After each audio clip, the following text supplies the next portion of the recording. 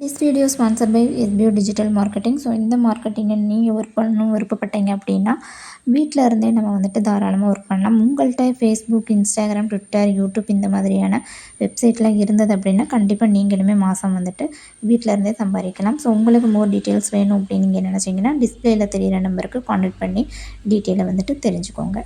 Skip பண்ணாதீங்க. பெரிய தப்பு. தினம் ₹300 சம்பாதிக்க அரிய வாய்ப்பு. இன்ஸ்டாகிராம், ஃபேஸ்புக் பயன்படுத்த தெரிந்தால் போதும். Content post and content publishing மூலமா தினம் ₹300 சம்பாதிக்கலாம். இந்த வேலை செய்ய 5 நிமிடம் போதும். Work training support, group communication support, all language customer live chat support, முக்கியமா சொந்தமா ஒரு பிசினஸ் ஸ்டார்ட் பண்ற அளவுக்கு உங்களால கற்றுக்கொள்ளவும் முடியும், சம்பாதிக்கவும் முடியும். இந்த வேலை வாய்ப்பு வழங்குவது 5 வருடத்திற்கு மேல ரன் ஆகிட்டு இருக்க நம்ம தமிழ்நாட்டு company school of business organisation private limited. மேலும் விவரங்களுக்கு டிஸ்கிரிப்ஷன்ல கொடுத்திருக்க நம்பருக்கு வாட்ஸ்அப் பண்ணுங்க. Everyone, welcome back to my channel. இன்றைக்கி நம்ம என்ன வீடியோ பதிவு பார்க்க போகிறோம் அப்படின்னா, ஸோ நம்மளோட ரோஜா செடிகளாகட்டும், ஜெவந்தி செடி, பூக்கள் செடிகளில் எல்லாமே இந்த விதமான நோய்கள் கட்டாயமாக வந்துட்டுருக்கும். ஸோ மழை டைமில் ஹெவியாக வந்துக்கிட்டு இருக்கு. ஸோ நான் அந்த ரோஸ் செடியில் நீங்கள் பார்த்தீங்க அப்படின்னா ஒவ்வொரு இலைகளுமே அந்த இலை சுருண்டல், த்ரிப்ஸ் நோய், நிறைய ஸ்கேல், அந்த மொத்த ரோஸ் செடியில் அந்த மொத்த கம்புமே வந்துட்டு குட்டி குட்டி குட்டியாக காஃபி கலரில் வந்துட்டு ஒன்று வச்சுட்டு வந்துகிட்டே இருக்கும். அழகழகாக பார்த்து நம்ம ரோஜா செடியை நர்சரியிலேருந்து வாங்கி கொண்டு வந்து வச்சு வளர்த்துட்டு இருக்கும் போதே நம்மளுக்கு ஏகப்பட்ட ப்ராப்ளம்ஸ் வரும். அதில் உரங்கள்னு பார்த்திங்கன்னா மாட்டுச்சாணம் உரம், முட்டைத்தோல்கள் உரம், வாழைப்பழத்தோல் உரம், வீட்டில் உள்ள அரிசி கழுவுற தண்ணி, இந்த மாதிரியான உரங்களை நன்றாக பயன்படுத்தி நம்ம அதுகளுக்கு நல்ல ஒரு பராமரிப்பையும் கொடுத்து அதில் உள்ள மொட்டுக்கள் பூக்கள் பார்க்குறத வரைக்கும் நம்மளுக்கு அவ்வளோ ஒரு சந்தோஷமாக இருக்கும். ஸோ இந்த மாதிரி செடிகளில் அந்த பிரச்சனைகள் வரும்போது ரொம்ப கஷ்டமாகவே இருக்கும். அதை சரி செய்கிறதுக்கு நிறைய பேருக்கு வந்துட்டு தெரியவும் இல்லை. ஸோ அதை பற்றின ஃபுல் டீட்டெயில்ஸாக நம்ம இன்றைக்கி வந்து பார்க்க போகிறோம். இந்த மாதிரியான பூச்சிகள் வந்துட்டு நம்ம ரோஜா செடிகளுக்கோ இல்லை மற்ற பூக்கள் செடிகளில் வரும்போதோ கண்டிப்பாக நம்மளுக்கு வந்துட்டு ஒரு பயம் இருக்கும். நம்மளோட செடி எங்கே நம்மளை விட்டு போயிடுமோ, அதை நம்மளால் காப்பாற்ற முடியாதோ அப்படின்ற சில வந்துட்டு பயங்கள் அதிகமாகவே இருக்கும். ஸோ நான்லாம் இந்த ரோஜா செடி வாங்கின டைமில் ஃபுல்லும் இந்த கம்பு ஃபுல்லுமே தாங்க எனக்கு இருந்துச்சு. ஸோ எனக்கு அந்த ரோஸை வந்துட்டு உங்களுக்கு கிளியராக காட்ட முடியல. மழை வந்துட்டு ஹெவியாக வர ஆரம்பிச்சிருச்சு. இந்த செம்பருத்தியில் கூட வந்துட்டு நீங்கள் பார்த்தீங்கன்னா தெரியும் உங்களுக்கு. அதில் நிறைய ஜூம் பண்ணி நான் காட்டியிருப்பேன், நிறைய இருந்தது. ஸோ அதுக்கு நான் எந்த மாதிரியான உரங்கள் பயன்படுத்தினேன், அதை எப்படி வந்துட்டு அதை நான் சமாளித்தேன், ஸோ இந்த செடியை நான் எப்படி அந்த பூச்சிகள்லேருந்து காப்பாற்றி எடுத்தேன்றதை பார்க்க போகிறோம். நான் ட்ரை பண்ணதில் எனக்கு வந்துட்டு சக்ஸஸ் ஆனதை தான் உங்கள்கிட்ட வந்து நான் ஷேர் பண்ணுறேன். ஸோ எப்போயுமே நம்ம வந்து ஒரு யூடியூப் சேனல் நம்ம ஒரு வீடியோ கொடுக்கும்போது அது வந்து நமக்கு சக்ஸஸ் ஆனால் மட்டும்தான் நான் உங்களுக்கு கொண்டு வந்து சேர்த்துட்ருக்கேன். ஸோ நீங்களே அதை தெளிவாக பாருங்கள். அதுக்கு நான் என்னென்ன பண்ணிகிட்டு இருந்தேன் அப்படின்னா, அதில் வந்து இந்த மீர் அப்படின்னு சொல்லிட்டு இருக்க அந்த எறும்புகள் வந்துட்டு வர ஆரம்பிச்சிருக்கு இல்லையா. பூச்சி தாக்குதலுக்கு தீர்வு பார்க்குறதுக்கு முன்னாடி சின்ன ஒரு இன்ட்ரோ ஒன்று பார்த்துருவோமா. ஸோ இந்த பூச்சிகள் வந்துட்டு இதை பற்றின ஒரு டீட்டெயில்ஸை நம்ம பார்த்துக்கலாம். இதை வந்து ஸ்கேல் அப்படின்னு சொல்லுவாங்க. ஸோ இது வந்து தண்டுகளுக்கு இடையில அடையாக வந்துட்டு ஒட்டிகிட்டே இருக்கும். ஸோ செடிகளோட திளிப்பு இருக்கும் பார்த்தீங்களா, அந்த ரோஜா செடிகள் திளிர் இருக்கும், அந்த திளிரோட கலரில் தான் இது வந்துட்டு இருக்கும். ஸோ இது நம்ம கண்டுபிடிச்ச முடியாத அளவுக்கு வந்துட்டு அந்த இலைகளோட ஒட்டி இருக்கனால நம்மளுக்கு அது என்ன கலர் அப்படின்றத நம்மளுக்கு தெரியாமல் போயிடும். அதில் வந்து பூச்சிகள் இருக்கா அப்படின்றதே நம்மளுக்கு யோசிக்கிற அளவுக்கு அது பண்ணிடும். இந்த ஸ்கேல் பூச்சியில் பார்த்தீங்கன்னா நிறைய வகைகள் வந்துட்டு இருக்குதுங்க. ஸோ இதை நம்ம அப்படியே கண்டுக்கிறாமல் விட்டுட்டோம் அப்படின்னா செடிகள் முழுவதும் பரவி நம்மளோட செடிகள் வந்துட்டு சாகுற நிலைமைக்கு ஆகிரும். இது வந்து நம்ம தண்டுகளோட சத்து அத்தனையும் உறிஞ்சு அந்த தண்டுகள் அத்தனையுமே ஒரு ப்ரௌன் கலரில் வர்ற மாதிரி பண்ணிடுங்க. அதே சமயத்தில் இந்த பச்சை கலரில் இருக்க தண்டு வந்துட்டு ப்ரௌன் கலரில் மாறிடும். இந்த பூச்சி தான் அதுவா தண்டு தான் அப்படின்ற மாதிரிக்கு நம்மளுக்கே கன்ஃபியூஷன் வந்துடும். கையால் வந்து நம்ம பிச்சு எடுக்கணும் அப்படின்னு நினச்சாலும் வராதுங்க. நல்லா பிசின் மாதிரி வந்துட்டு ஒட்டிகிட்டு இருக்கும். இந்த முருங்கை மரத்துலலாம் பார்த்தீங்க அப்படின்னா அதில் வந்து பிசின் இருக்கும் பார்த்தீங்களா, அந்த மாதிரியே தான் இதில் இருக்கும். ஒட்டிக்கிட்டு வரவே வராது. நம்ம என்ன இது பண்ணாலும் வராது. நல்லா செழிப்பாக இருக்கிற செடிகளில் தாங்க அதிகமாக வரும். ஏன்னா தண்டுகளில் இருக்க சத்தெல்லாம் வந்துட்டு இவங்க உறிஞ்சி எடுத்துப்பாங்க. நம்ம செடிகள் வந்துட்டு செழிப்பாக வளர விடாமல் பண்ணிடுவாங்க. தண்டுகளில் இருந்து சத்து போனால் தான் இலைகள் வந்துட்டு செழிப்பாக வளரும். இலைகள் செழிப்பாக வளர்ந்தால் தான் ஒளிச்சேர்க்கை வந்துட்டு நடைபெறும். ஒளிச்சேர்க்கை நடைபெறும்போது தான் நம்ம செடிகள் வந்துட்டு மொட்டுகள் வைக்கவும் பூக்கள் வைக்கவும் நன்றாக இருக்கும். இந்த பூச்சியை நம்ம கட்டுப்படுத்தாமல் என்ன தான் நீங்கள் உரங்கள் கொடுத்தாலும் செடிகள் வந்துட்டு செழிப்பாகவே வளராதுங்க. இனிஷியல் ஸ்டேஜில் இருந்தாலும் இந்த செடிகள் வந்துட்டு வேகமாக செத்து போகாது. ஆனால் பூக்கிற தன்மையும் செடிகளோட வளர்ச்சியும் வந்துட்டு பாதிக்கப்படும். ஆனால் அதை வந்து நம்ம கொஞ்ச நாளும் கவனிக்காமல் இப்படியே நம்ம விட்டுட்டோம் அப்படின்னா கண்டிப்பாக நம்ம செடிகள் செத்து போகவும் வாய்ப்பு இருக்குது. இப்போ நம்மளோட செடிகளுக்கு வந்துட்டு பூச்சி தாக்குதல் ஏற்பட்டுருச்சு. அதுக்கு நம்ம என்ன பண்ணலாம் அப்படின்றதையும் பார்க்கலாம். இந்த பூச்சியை வந்துட்டு நீங்கள் கையில் எடுத்து பார்த்தீங்க அப்படின்னா தண்டெல்லாம் வந்துட்டு கையெல்லாம் ஒரு மாதிரி பிசு பிசுன்னு இருக்கும். இந்த பூச்சியோட வந்துட்டு பசத்தன்மை இருக்குது பார்த்தீங்களா, அது வந்து நம்ம கையில் எவ்வளோ தூரம் ஒட்டிக்கிட்டு இருக்கோ அதே மாதிரி செடியிலையுமே இருக்குங்க. அதை வந்துட்டு அது ப்ரொடெக்ட் பண்ணுற மாதிரி ஒட்டிக்கிட்டு போகவே செய்யாது. அதனால் இந்த டைமில் வந்துட்டு நம்ம நார்மல் தண்ணியெல்லாம் வந்துட்டு ஸ்ப்ரே பண்ணாலும் அது வந்துட்டு போகாது. இதுக்குன்னு வந்துட்டு ஒரு உரத்தை நம்ம ரெடி பண்ணி தான் இதுக்கு மேலே ஸ்ப்ரே பண்ணி கொடுக்கணும். இதுக்கு நீங்கள் வந்து ஃபஸ்ட்டு ஒரு வாய் அகலமான ஒரு பேசன் மாதிரி இருக்கிற இதை எடுத்துக்கோங்க. நான் இப்போதைக்கு தற்சமயம் உங்களுக்கு காட்டுறதுக்காக எடுத்திருக்கேன்.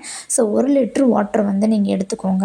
இதில் வந்து நம்ம சமையலுக்காக நம்ம பிளெயின் வினிகர் வந்துட்டு யூஸ் பண்ணுவோம் இல்லையா, ஸோ அதை வந்து 2 டீஸ்பூன் வந்து இந்த வாட்டரில் மிக்ஸ் பண்ணி ஆட் பண்ணிக்கோங்க. இந்த வாட்டரை நம்ம மிக்ஸ் பண்ணி எடுத்ததுக்கப்புறம் இந்த தண்டுகளை வந்துட்டு தரவாக அந்த தண்ணிக்குள்ளே டிப் பண்ணி நம்ம எடுக்கணும்.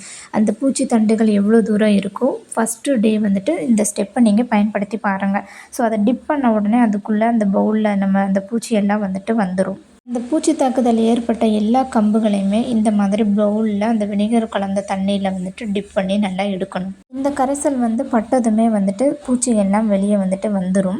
சில இடங்களில் வந்துட்டு வராமல் அப்படியே ஒட்டி பிடிச்சிட்டு நிற்கும். முடிஞ்ச அளவுக்கு நம்ம டிப் பண்ணி எடுத்துட்டு அதுக்கப்புறமா நம்ம கையில் வந்துட்டு கொஞ்சம் கொஞ்சமாக இந்த வாட்டரை வந்துட்டு அந்த செடிகளுக்கு மேலே தெளித்து விட்டு எடுங்க. அப்படியே உங்களுக்கு கையால் வரல அப்படின்னா நம்ம வந்துட்டு ப்ரெஷ் இருக்குல்ல, நம்ம பல்லு விளக்குற ப்ரெஷ்ஷெல்லாம் வச்சுருப்போம் இல்லையா, வீட்டில் வந்துட்டு வேஸ்ட்டாக ஏதாச்சும் இருந்தது அப்படின்னா அதை எடுத்துகிட்டு வந்து இந்த தண்ணியில் டிப் பண்ணி லைட்டாக வந்து அந்த தண்டுகளெல்லாம் ப்ரெஷ் பண்ணி விடுங்க. ஸோ என் ஒரு கையில் அடிபட்டுருக்கு, அது வீங்கியிருக்கனால என்னால் உங்களுக்கு சரியாக அந்த வீடியோவில் கூட எனக்கு காட்ட முடியலை. ஸோ அந்த மாதிரி வந்துட்டு நீங்கள் பண்ணுங்கள். ஸோ ஒரு கையில் வீடியோ வச்சு நான் மேக் பண்ணி எடுத்துகிட்ருக்கனால இன்னொரு கையால் எனக்கு செஞ்சு காட்ட முடியல. ஸோ இங்கே ஹெவியான மழையும் பெஞ்சிட்ருக்கு, நீங்கள் பார்த்துக்கிட்டு தான் இருக்கீங்க. இந்த மழையில் தான் நான் வீடியோ ஷூட் பண்ணிகிட்ருக்கேன். நம்ம அந்த பவுலில் எடுத்ததுமே நிறைய பூச்சிகள் வந்துடும். ஒரு தண்டுலேயே நிறைய இருக்கும். ஸோ அந்த தண்ணியில் நம்ம முக்கி எடுக்கும் போதே அந்த பாதுகாப்பு லேயர் இருக்குது இல்லையா, ஸோ அந்த ஸ்கேல் பூச்சியோட பாதுகாப்பு லேயர் எல்லாமே உதிர்ந்து அப்படியே கீழே விழுந்துடும். பூச்சியோட பாதுகாப்பு லேயரை வந்துட்டு அழிக்காமல் நம்ம வெறும் உரத்தை மட்டும் பயன்படுத்தினா அவ்வளோ வந்துட்டு எஃபெக்ட் கிடைக்காதுங்க. வினிகரை பயன்படுத்துகிறனால தண்டுகள் வந்துட்டு கருகிருமா அப்படின்ற பயம்லாம் வேண்டாம்.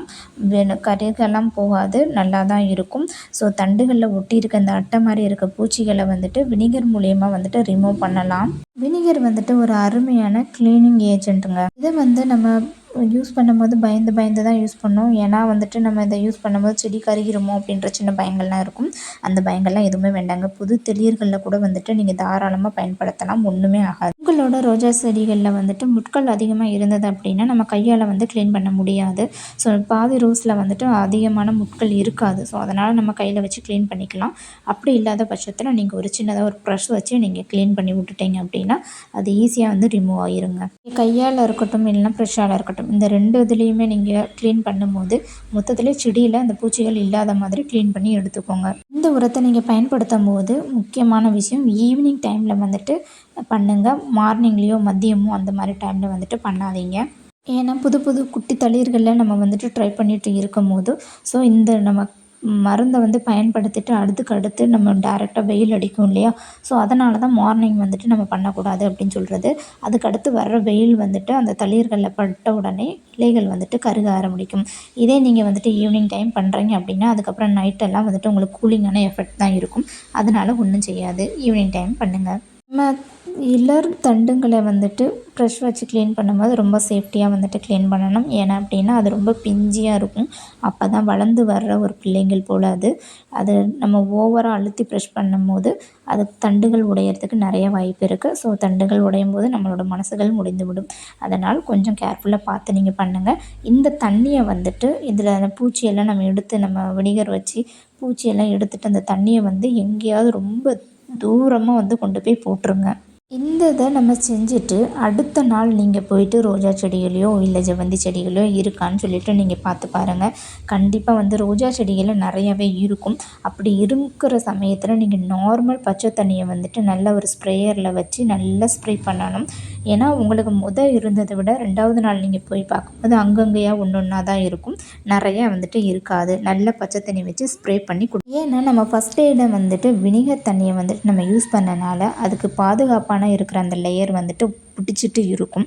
ஸோ அதெல்லாம் வந்துட்டு போயிட்டு இப்போ வந்துட்டு அதோட பாதுகாப்பு லேயரே இல்லாத ஒரு பட்சத்தில் இருக்கும்போது நீங்கள் நார்மல் பச்சை தண்ணியை ஃபோர்ஸ் பண்ணி அடிக்கும்போது அது மொத்தமாகவே உதிர்ந்து கீழே விழுந்துடும். அந்த பிசுபிசுப்பு தன்மைகள் வந்துட்டு இல்லாமல் இருக்கும். வினிகர் நம்ம பயன்படுத்தி அடுத்த நாள் இந்த மாதிரி ஃபோர்ஸாக மழை வந்தது அப்படின்னா பிரச்சனை கிடையாது. மழை வரல அப்படின்னா நீங்கள் ஸ்ப்ரேயரில் நல்ல மழையில் நனைஞ்சது போல் இலைகள்லேருந்து தண்டுகள் வரைக்கும் துளிர்கள் வரைக்கும் அத்தனையும் நல்லா குளிப்பாட்டி எடுத்துருங்க. இந்த வேலையை வந்துட்டு காலையில் வெயில் வர்றதுக்கு முன்னாடியே நம்ம பண்ணணும்.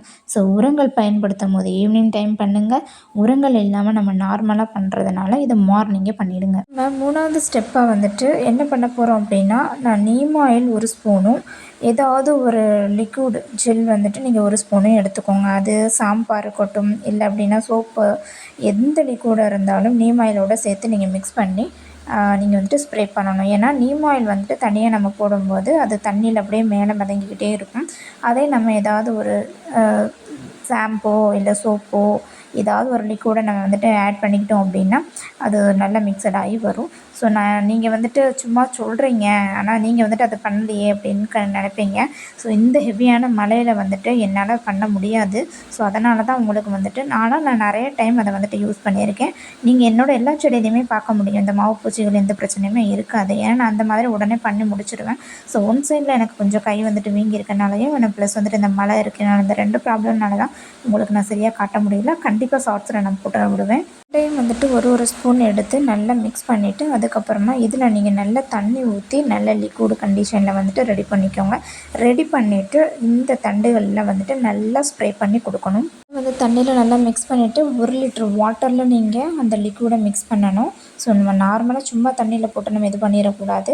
1 லிட்டர் வாட்டரில் நல்லா மிக்ஸ் பண்ணிவிட்டு தான் நீங்கள் ஸ்ப்ரே பண்ணணும். ஆல் பர்பஸ் பூச்சிக்கொல்லி அப்படின்னு கூட சொல்லலாம். நம்ம அந்த நீம் ஆயில் அந்த சோப்பு தண்ணியும் மிக்ஸ் பண்ணி நீங்கள் அடிச்சிங்க அப்படின்னா, இந்த தண்ணியை நம்ம பூச்சி தாக்குதல் இருக்கிற செடிகளுக்கு தான் அடிக்கணுமா அப்படின்றதுலாம் கிடையாது. பூச்சி தாக்குதல் வர்றதுக்கு முன்னாடி நல்லா இருக்கிற தண்டுகளுக்கு நீங்கள் லைட்டாக வந்துட்டு ஸ்ப்ரே பண்ணி கொடுத்துருங்க. ஏன்னா வருமுன் காப்போம் அப்படின்ற மாதிரி நம்ம செடிகளுக்கு வர்றதுக்கு முன்னாடி அது ஒரு பாதுகாப்பாக இருக்கும். ஸ்ப்ரே பாட்டில் இல்லாதவங்க வந்துட்டு கையால் கூட ஸ்ப்ரே பண்ணி விட்டுக்கலாம். இல்லை அப்படின்னா நம்ம வாட்டர் கன்னில் வந்துட்டு குட்டி குட்டியாக ஹோல் போட்டு நீங்கள் அந்த மாதிரி கூட ஸ்ப்ரே பண்ணி அடிச்சு விடுங்க. ஆனால் செடி முழுவதும் நனையணும். செடி முழுவதும் மழையில் நனைஞ்சது போல தான் நீங்கள் அந்த ஸ்ப்ரேயரை வந்து அடித்து விடணும், அந்த நம்ம நீம் ஆயில் வாட்டரை. இந்த மருந்தை வந்து நம்ம ஈவினிங் டைம் தான் வந்துட்டு பயன்படுத்தணும்.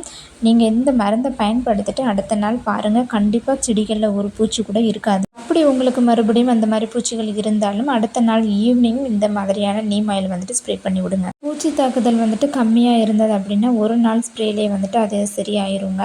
அப்படி அதிகமாக இருந்தது அப்படின்னா 2-3 நாள் வந்துட்டு நீங்கள் கண்டிப்பாக ட்ரை பண்ணி பாருங்கள். நான் இந்த செவ்வந்தியில் வந்திருக்கிறத வந்துட்டு கண்டிப்பாக ஒரு ஷார்ட்ஸில் நான் உங்களுக்கு போட்டு ரிசல்ட்டை காட்டுறேன். வினிகர் கலந்த கலவையை வந்துட்டு முதல் நாள் நீங்கள் யூஸ் பண்ணிவிட்டு அடுத்த நாள் நம்ம நார்மல் வாட்டர் தண்ணியை வந்து ஸ்ப்ரே பண்ணி விட்டுருப்போம். அதுக்கடுத்து உங்களுக்கு அதிகமாக இருந்தது அப்படின்னா கண்டினியூவாக ஒரு 5 நாள் நீங்கள் நீம் ஆயில் ஸ்ப்ரேயை வந்துட்டு பயன்படுத்தலாம். இந்த நீம் ஆயில் ஸ்ப்ரேயை வந்துட்டு நம்ம மாவு பூச்சி தொல்லை, த்ரிப்ஸு, ஸ்கேல் இந்த மாதிரி எல்லா விதமான பூச்சி தொல்லைக்கும் வந்துட்டு நம்ம பயன்படுத்தலாம், தாராளமாக பயன்படுத்தலாம். நான் மோஸ்ட்லி வந்துட்டு நிறைய நத்தைகள் இந்த மாதிரி பிரச்சனைகள்லாம் என்னோடய செடிகள் அதுக்கு முன்னே இருந்தது. நைட் டைமில் வந்துட்டு நீம் ஆயிலை மட்டுமே நான் ஸ்ப்ரே பண்ணி கொடுத்துட்டு இருந்தேன். ஸோ அதுவும் வந்துட்டு நல்ல ஒரு ரிசல்ட் கொடுத்துச்சு. நான் தொடர்ந்து வந்துட்டு 1 வாரத்துக்கு நான் யூஸ் பண்ணேன். நல்ல ஒரு ரிசல்ட் இருந்து நீங்கள் கண்டிப்பாக வந்துட்டு இந்த நீம் ஆயிலை வந்துட்டு நீங்கள் ஸ்ப்ரே பண்ணி பாருங்கள். ஸோ நீங்கள் நீம் ஆயில் வந்துட்டு ஸ்ப்ரே பண்ணியும் உங்களுக்கு அதை கேட்கலைன்னா அதுக்கப்புறம் வேறு என்ன பஞ்சசைட் நம்ம பயன்படுத்தலாம் அப்படின்றத பார்க்கலாம். கமெண்ட்டில் வந்துட்டு ஒரு சிஸ்டர் வந்து கேட்டிருந்தாங்க, என்னோடய ரோஜா செடிகளுக்கு இந்த பிரச்சனைகள் வந்துட்டு இருக்குது அப்படின்னு. சிஸ்டர் நீங்கள் கண்டிப்பாக இந்த வீடியோ வந்துட்டு பார்ப்பீங்க அப்படின்னு நினைக்கிறேன். ஸோ இந்த வீடியோ பார்த்தீங்க அப்படின்னா நான் ஃபஸ்ட்டு சொல்லி கொடுத்த மாதிரியே லாஸ்ட் வரைக்கும் நீங்கள் ட்ரை பண்ணுங்கள். கண்டிப்பாக எந்த பிரச்சனையுமே வந்துட்டு உங்கள் செடிகளுக்கு வராது. உங்கள் செடிகளையும் வந்துட்டு பாதுகாப்பாக பார்த்துக்கிடும். இந்த வீடியோ நிச்சயமாக உங்களுக்கு பயனுள்ளதாக இருக்கும் அப்படின்னு நினைக்கிறேன். பிடிச்சிருந்தா உங்களுக்கு இந்த வீடியோ வந்துட்டு உங்களோட ஃப்ரெண்ட்ஸ் அண்ட் ஃபேமிலிக்கு ஷேர் பண்ணுங்கள். கண்டிப்பாக ட்ரை பண்ணிட்டு ரிசல்ட் எப்படி இருந்ததுன்னு கமெண்ட் செக்ஷனில் கமெண்ட் பண்ணுங்கள்.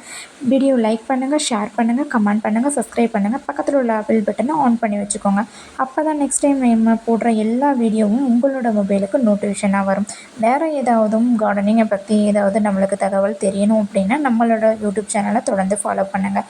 Happy gardening.